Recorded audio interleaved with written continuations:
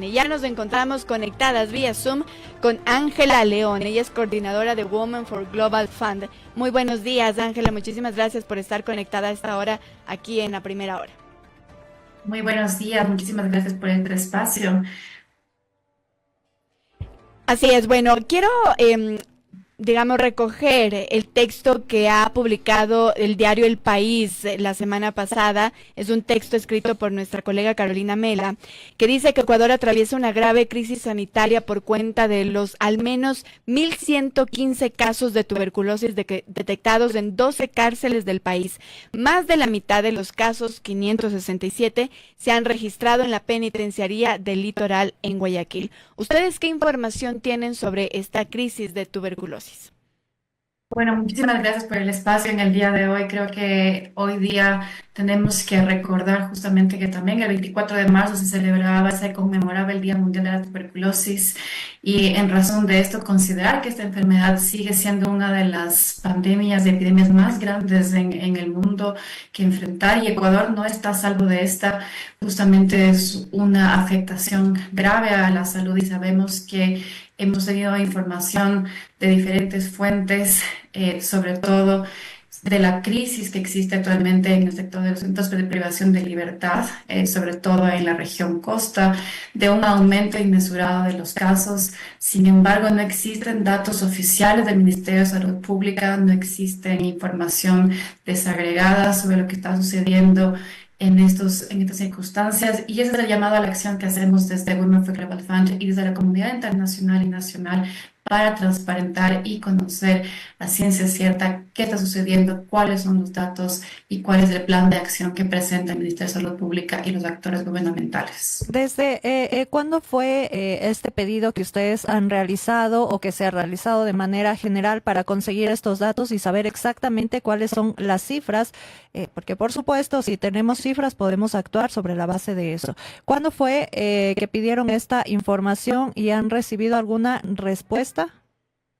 Existen varios pedidos desde la sociedad civil que se han hecho alrededor de todos los meses. Existen varias investigaciones desde el año pasado. De todas formas, nosotras mismos hemos levantado esta alerta hacia el ministerio, hacia las autoridades desde el año pasado. Esta semana volvimos a enviar un comunicado para poder tener esta información justamente en conmemoración del Día Mundial de la Tuberculosis, en el cual no hubo ningún pronunciamiento y más bien el pronunciamiento del Ministerio de Salud Pública y del señor ministro fue justamente que las personas se rehúsan a tomar un tratamiento cuando sabemos perfectamente que a nivel internacional existen estrategias para poder dar un seguimiento adecuado a través de guías de la OMS, por ejemplo, para poder garantizar una adherencia al tratamiento y una eficacia justamente en la curación de la enfermedad. Porque creo que es muy importante recalcar el día de hoy que la tuberculosis es una enfermedad prevenible y curable y que la clave justamente está en la prevención y la detección temprana y oportuna de la misma.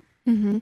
Se ha registrado ya 7 muertes en las cárceles por tuberculosis y hay colegas periodistas que registran incluso más casos, les llegan a ellas más testimonios de personas que estarían con tuberculosis en las cárceles del país. Y precisamente eso, para ser un poco más específicos, con las cifras reales o transparentar cifras reales, ¿cómo ayuda a la prevención de esta enfermedad? Exactamente, creo que la información justo nos lleva a tomar decisiones basadas en la evidencia. Creo que esto es un conocimiento que lo llevamos desde la comunidad científica, desde la sociedad civil. El Ministerio de Salud ha publicado en su página web únicamente el boletín de tuberculosis hasta el año 2018. Esto es absolutamente grave para poder tomar información. No tenemos información real. Los últimos datos que se publican no en la página del ministerio, sino en ciertos medios de comunicación, reportan que más o menos existen 9.300 casos al 2024 a escala nacional, pero no existe una real disegregación para poder entender cuál es la dinámica justamente de este aumento de casos. 9.000, perdón, Y le corto un ratito, 9.000 casos desde el 9.300 casos a escala nacional en 2024. en las cárceles. A nivel A nacional, nivel nacional. no hay una desagregación de la información, si es que hay, si son en cárceles, si es que en qué provincias, no existe tanto ese nivel de desagregación, no existe la información con la que podamos contar a ciencia cierta para poder saber Y la última información de la semana epidemiológica que se presenta en el Ministerio de Salud tampoco cuenta los casos en los centros de privación de libertad, pero sabemos, y en todo el mundo sucede de la misma forma, que los casos aumentan en lugares en donde hay hacinamiento, donde hay falta de recursos, donde hay falta de ventilación, malos sistemas nutricionales, inseguridad, y justamente es el espacio perfecto, lamentablemente, para el aumento de casos, justamente por los graves índices de hacinamiento, que también contamos con poca información, solamente con los 24 de los índices de hacinamiento en los centros de privación de libertad, que es un indicador fundamental para comprender la dinámica de la enfermedad. Hace pocos meses el presidente de la República planteó una propuesta para que las personas privadas de la libertad fueran excluidas de las personas vulnerables que decreta la Constitución. Obviamente esto ya lo desechó la Corte Constitucional, sabemos que no va a proceder, pero ustedes ¿cómo tomaron esta postura que tiene el actual presidente de la República en torno a las personas privadas de libertad que según pues la norma ecuatoriana dispone que son parte de los grupos de vulnerabilidad? Correcto, justamente el año pasado nosotros volvimos a levantar esta alerta a nivel nacional de por qué es importante mantener los principios de los derechos humanos y los principios constitucionales que están descritos en la Constitución del Ecuador. Justamente nosotros hemos propuesto siempre un enfoque de derechos en el cual el derecho a la salud tiene que ser primordial. Sabemos que la solución no es crear más cárceles, ni más estados de excepción, ni la militarización, sino hay que invertir en los sistemas sostenibles de salud, educación, la protección social y la generación efectiva de empleo digno. Son estrategias mundialmente probadas que en ningún lugar del mundo la militarización y la secularización han ayudado a que los países puedan salir de sus crisis justamente de seguridad, sino más bien la inversión social. Y ese es un llamado absolutamente al gobierno, que lo hemos hecho desde el año pasado, también justamente en respuesta a sus intenciones de modificación de la Constitución para quitar a poblaciones justamente de la garantía de los derechos en la Constitución. Esto es un llamado realmente a poder tomar un enfoque de derechos, a poder tratar un enfoque de salud pública y los compromisos nacionales e internacionales que el país ha comprometido a escala internacional también. Se debería alertar, digamos, o más bien ya declarar una alerta sanitaria por el tema de tuberculosis, sobre todo en cárceles. Absolutamente, estamos muy preocupadas porque no existe una respuesta oficial con un plan de trabajo, con un llamado a la acción concreto, y esa también es la posición que hemos tomado desde la sociedad civil y la academia a nivel también internacional, con el apoyo internacional, para decir, aquí estamos presentes, aquí podemos reunirnos y es momento ya de poder activar todos esos mecanismos intersectoriales y multisectoriales para dar una respuesta a esta crisis y a esta emergencia. Tenemos que saber que la tuberculosis en los centros de privación de libertad no únicamente afectan a las personas privadas de libertad, afecta a toda la comunidad y es un riesgo para todas las personas en el país. Es una enfermedad altamente transmisible y necesitamos tomar medidas absolutamente inmediatas para controlar justamente este incremento de casos y evitar más muertes que se han reportado. Ángela, hablemos un poquito acerca de este tema porque, por supuesto, no se logra dimensionar lo que significa la tuberculosis y los niveles de afectación que podría tener a una persona. Podríamos, a breves rasgos, explicar qué es la tuberculosis, en cuánto tiempo se puede contagiar y en cuánto tiempo podría una persona morir a causa de esta enfermedad. Realmente, como lo comenté en un inicio, es muy importante saber que la enfermedad es prevenible y curable y existen muchas estrategias de prevención y control y sobre todo entender que la enfermedad es causada por la bacteria Mycobacterium tuberculosis. Esta afecta principalmente a los pulmones, pero también puede comprometer y expandirse a otras partes del cuerpo. Esa puede ser tanto asintomática como presentar ciertos síntomas. Mayormente sabemos que la enfermedad se transmite en entornos cerrados y con una alta densidad poblacional, cuando hay poca infraestructura o poco o limitado acceso a servicios básicos y sobre todo cuando las personas, por ejemplo, no presentan síntomas no son capaces de contagiar. Sin embargo, la mayoría de personas, por ejemplo, que se encuentran en centros privados de libertad, tienen factores de riesgo adicionales, justamente la parte ambiental en la que se encuentran, pero también sus propias condiciones de salud pueden generar que esta enfermedad se active por tener un sistema inmunológico debilitado. Y esto sucede mucho también con las personas que viven con VIH. A nivel mundial, la tuberculosis es la causa número uno de muerte en personas que viven con VIH. Y esto es un llamado a la acción colectiva. Sabemos que las estrategias de salud tienen que ser integrales. No podemos desatender una enfermedad y no atender el bienestar completo de la población. ¿Cómo sabemos cuánto tiempo tarda en desarrollar la enfermedad? Eso depende muchísimo de las condiciones de cada persona, pero se puede detectar. Lo importante es tener un diagnóstico temprano y poder detectarla para poder brindar un tratamiento efectivo. Lamentablemente, los tratamientos de tuberculosis suelen ir desde 6 meses hasta 20 meses. Son tratamientos largos, son tratamientos que pueden ser costosos, no únicamente para el sistema de salud, sino para todas las personas en las que vivimos en el país y dependemos de un sistema de salud público. Son momentos claves en los que tenemos que trabajar oportunamente en la detección, y todos estos mecanismos existen y deberían estar puestos en marcha en los centros de privación de libertad. Apenas una persona es ingresada a los centros, tiene que haber este control de la salud. ¿Y por qué digo básicamente que es importante no únicamente para las personas privadas de libertad, sino para una comunidad en general? Es porque sabemos que es una enfermedad transmisible por vía aérea.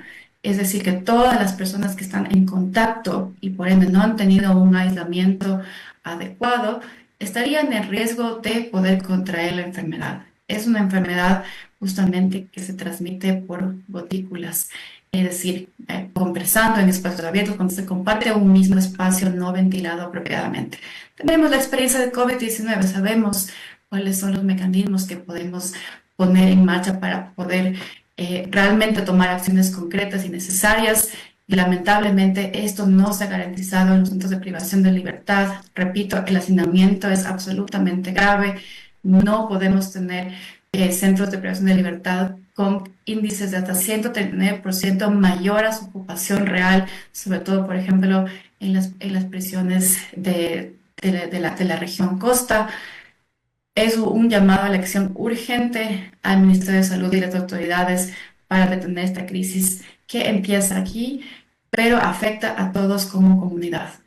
Aquí, por acá nos escriben a través de la red social de YouTube, nos dicen la tuberculosis, Nelson García nos dice, la tuberculosis en las cárceles nunca fue bien atendida, es de toda la vida esta novedad, ahora con el incremento de la población carcelaria, lógico se agudiza el problema. ¿Ustedes tienen cifras, tienen tal vez estadísticas de cómo ha sido tratada esta enfermedad a lo largo de los años? Como lo comento, el último boletín oficial del Ministerio de Salud Pública publicado en sus redes oficiales es del año 2018. Esto nos deja absolutamente claras sobre la preocupación inminente que presenta la falta de transparencia y la falta de reporte de datos. O sea, desde el 2018 no se sabe cuántas personas, solo en el tema de tuberculosis, digamos, no se sabe información solo en el tema de tuberculosis de la cárcel, de las cárceles. De las cárceles a nivel nacional, el último boletín reportado por el Ministerio, que está disponible en la página web del Ministerio de Salud Pública, es del año 2018. Los reportes generales de semanas epidemiológicas, sin ningún otro reporte o boletín oficial, está hasta la semana 8, es decir, potencialmente a finales del mes de febrero de 2025, en el cual no existe ninguna otra información adicional sobre desegregación en centros de privación de libertad, poblaciones diferenciadas, por ejemplo, mujeres, hombres, grupos trans femeninos también. Es una complejidad el no contar con datos oficiales en este momento, y ese es justamente el llamado urgente a transparentar y convocar a una reunión intersectorial para poder trabajar conjuntamente. Ángela, en la mañana también tuvimos una entrevista con Leticia Herrera hablando acerca también de temas médicos y yo quiero también abordar una pregunta que le hicimos a ella en torno a los temas médicos. El Estado ecuatoriano garantiza a la salud en la Constitución. ¿Qué es lo que se podría esperar o a lo que se atendría el Estado ecuatoriano en el caso de que continúen las muertes en las cárceles a causa de la tuberculosis, tomando en cuenta que las cárceles son parte de el Estado, por supuesto, pero también de la administración gubernamental?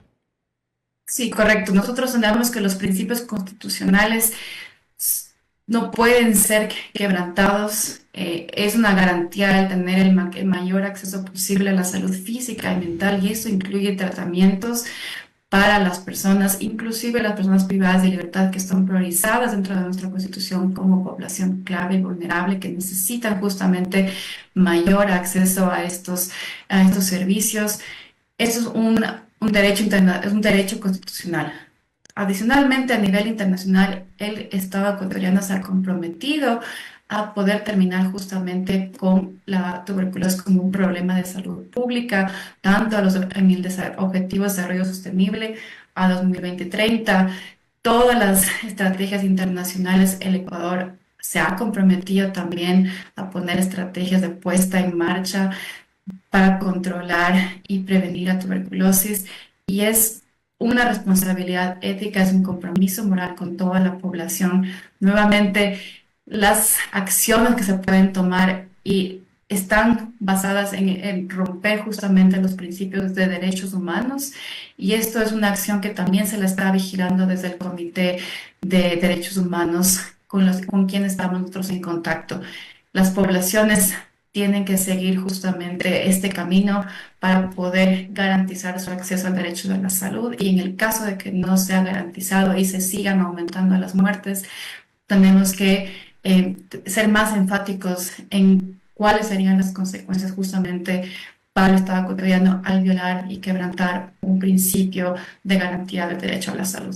Y esto se conecta también, digamos, con denuncias que han realizado públicamente algunos de nuestros colegas. Carol Noroña, por ejemplo, decía y cuestionaba, ¿no? ¿Cómo es posible que haya madres que se enteran de las muertes de sus hijos semanas después de reclamar noticias en las prisiones? Esto en el contexto de esta enfermedad, de la tuberculosis ya detectada y visiblemente, según han publicado varias estadísticas, visiblemente incrementada dentro del sistema carcelario. ¿Cómo ustedes ven incluso aquello? Es decir, que no solo que no se ha transparentado desde el 2018 estas cifras, sino que en el sistema penitenciario, sobre todo, también se esconde, digamos, incluso semanas las muertes y las cifras, las estadísticas respecto de tuberculosis. Es una situación de emergencia, es una situación absolutamente grave en la que nosotros, exactamente en la carta pública que hemos enviado también al Ministerio de Salud, requerimos que la información sea desagregada, no únicamente por las muertes aparentes por tuberculosis, porque sabemos que la tuberculosis tiene muchas otras acciones conexas al debilitamiento de la salud de las personas, y que por eso es importante tener una desagregación también oficial de cuáles son las muertes que están relacionadas a la tuberculosis, y eso incluye, por ejemplo, también a las personas que viven con VIH en los centros de privación de libertad. La información oportuna, transparente y muchísimo antes de que estos lleguen a muertes es importantísima, que podamos trabajar en el tratamiento, en la adherencia al tratamiento y en la prevención. Soy muy enfática en la prevención porque estamos en un momento tan crítico en el que realmente todas las personas que se encuentran en los alrededores se ven potencialmente afectadas, y esto incluye el personal médico, incluye el personal de salud, incluye las familias que van a visitar a los privados de libertad, incluye a toda la población que ha tenido o que tiene un contacto, y este rastreo justamente de contactos y el aislamiento respiratorio es importante, es fundamental para poder controlar esta emergencia y tomar medidas inmediatas, y recalco, inmediatas, para transparentar la información y tomar decisiones basadas en la evidencia. Estamos aquí para eso, hacemos esta llamada al Ministerio de Salud Pública. Queremos trabajar conjuntamente, convoquemos este espacio de trabajo para poder tener actores multisectoriales que tomemos juntos decisiones basadas en la evidencia. Ángela, más allá, digamos, del tema de la tuberculosis, yo sí quisiera saber si ustedes tienen información acerca de cómo opera el Estado a lo interno de las cárceles en otras enfermedades. Digamos, esta es una enfermedad grave, pero existen enfermedades como una gripe común, como la influenza, y sí quisiéramos saber si es que el Estado está presente con el Ministerio de Salud, con la medicina, con las atenciones, con toda la operación en el ámbito de la salud en las cárceles. ¿Ustedes tienen información acerca de la presencia del Ministerio de Salud a lo interno de las cárceles? Conocemos justamente que el sistema de salud pública a nivel nacional y no únicamente en los centros de privación de libertad se encuentra en un grave debilitamiento. No es novedad para ninguno de nosotros, creo, el conocer que existe desabastecimiento de medicamentos, retrasos en las consultas, de medicina general para la población. Hay dificultades para poder acceder a los servicios, también las emergencias o las camas en los hospitales de diferentes también afectaciones se encuentran saturadas. El sistema de salud a nivel nacional se encuentra debilitado.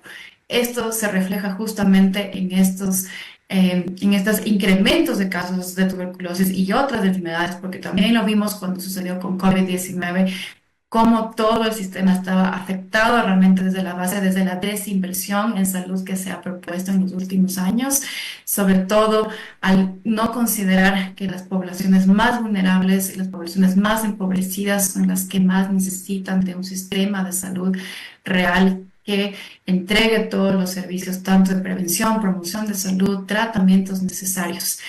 Si es que el Sistema Nacional de Salud se encuentra absolutamente debilitado y las poblaciones privadas de libertad intentan no ser priorizadas, la relación es clara. La relación es clara al decir que un sistema de salud que no puede proveer atención integral de calidad en un momento no crítico, mucho más difícilmente lo podrá hacer en un contexto complicado de seguridad, en un contexto de hacinamiento, en un contexto en el cual los profesionales de la salud tienen miedo y no pueden acceder a los servicios porque no hay las garantías también para los profesionales de salud para poder acceder a estos servicios.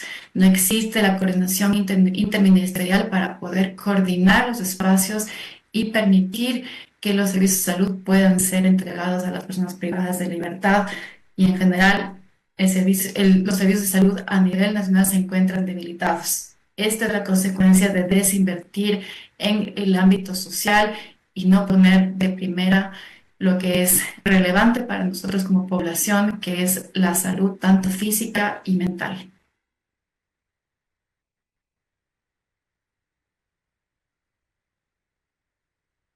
Creo que perdí Ángela, ¿me escucha ahí? Sí. Muchísimas gracias por estar conectada vía Zoom aquí en La Primera Hora. Gracias por la explicación.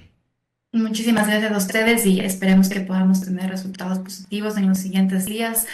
Y manténganse también informados a través de nuestras redes sociales en las que vamos a seguir publicando información con nuestros datos, con nuestras investigaciones y podamos tener también una acción inmediata para controlar esta emergencia de salud pública. Muchas gracias, Ángela. Conversamos con Ángela León, coordinadora de Women for Global Fund, sobre la crisis de tuberculosis en las cárceles de Ecuador.